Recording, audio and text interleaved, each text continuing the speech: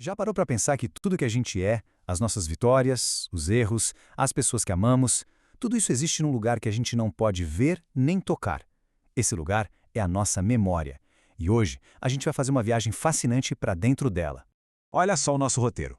Primeiro, vamos derrubar aquele mito de que a memória é um gravador perfeito.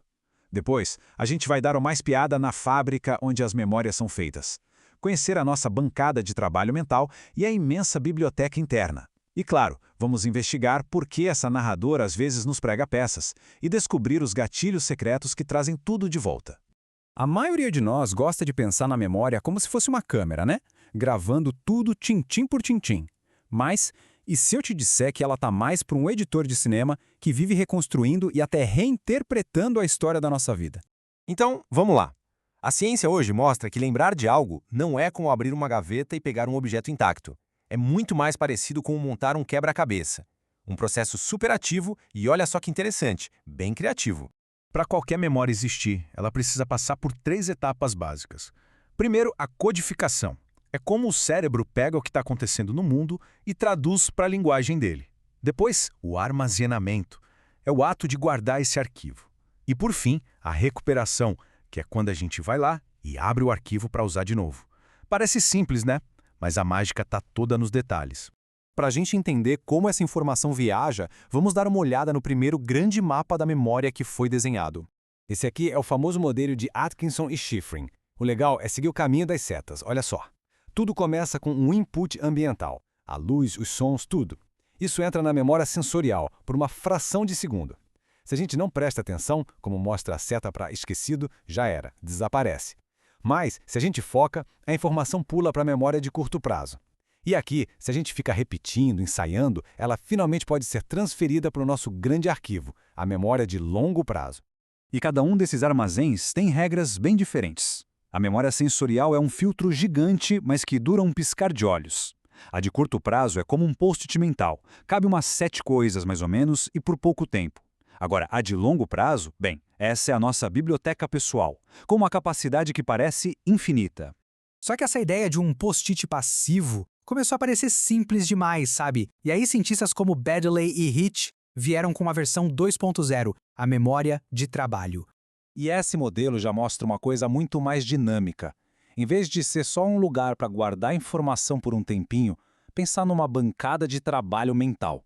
Tem um gerente e vários assistentes especializados, todos trabalhando juntos, ao mesmo tempo. Vamos conhecer essa equipe? O executivo central é o chefão. É ele que decide no que a gente vai prestar atenção. A alça fonológica é aquela vozinha interna que fica repetindo um número de telefone para a gente não esquecer, sabe? O esboço visoespacial é a nossa tela mental, que deixa a gente visualizar um mapa ao rosto de alguém. Todos eles trabalham juntos. É isso que permite, por exemplo, que a gente escute uma receita e, ao mesmo tempo, visualize os passos na nossa mente. Agora, vamos para a grande biblioteca, a memória de longo prazo. A gente tende a pensar nela como uma coisa só, mas na verdade ela tem várias seções bem surpreendentes. E a história que revelou essas divisões é uau, ao mesmo tempo trágica e revolucionária. Quero apresentar a vocês Henry Molaison, mais conhecido como paciente HM. Uma cirurgia que ele fez em 1953 para tratar uma epilepsia severa acabou mudando para sempre o que a gente entende sobre memória. Depois da cirurgia, o HM simplesmente perdeu a capacidade de criar novas memórias sobre fatos ou eventos. Ele não conseguia lembrar o que tinha comido no café da manhã. Mas, e aqui a coisa fica maluca, ele conseguia aprender tarefas novas. Ele melhorava a cada dia numa habilidade motora, mesmo sem ter nenhuma lembrança de ter praticado antes.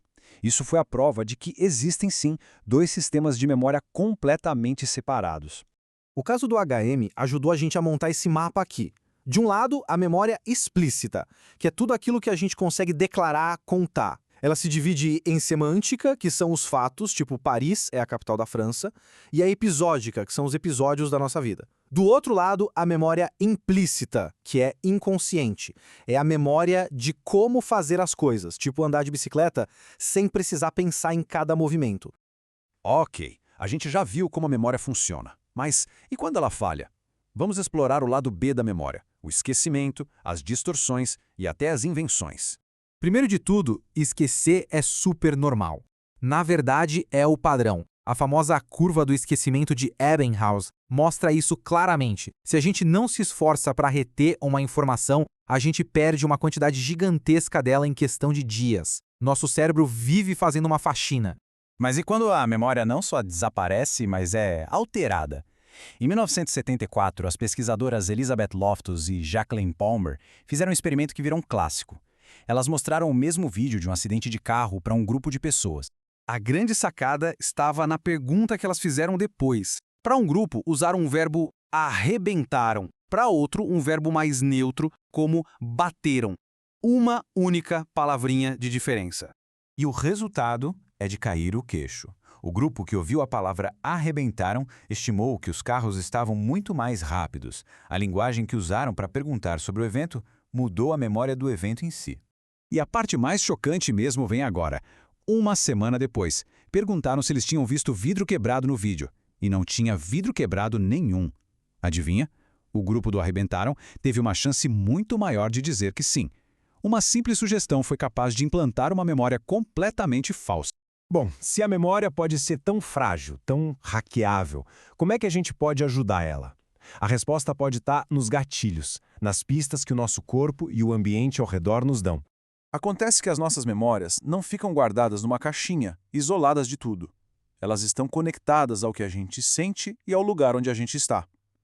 Existem dois tipos principais de âncoras: as internas do nosso corpo e emoções e as externas, do ambiente.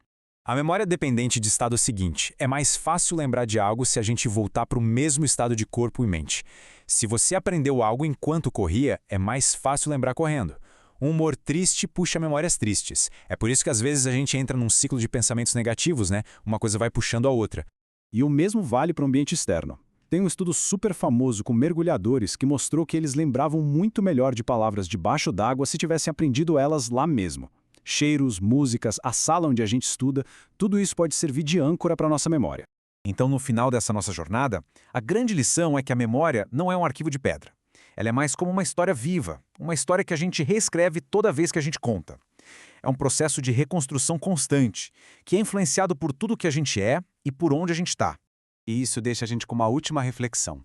Se as nossas memórias são editadas, moldadas e até mesmo criadas, quem é, no fundo, o verdadeiro autor da história que define quem a gente é?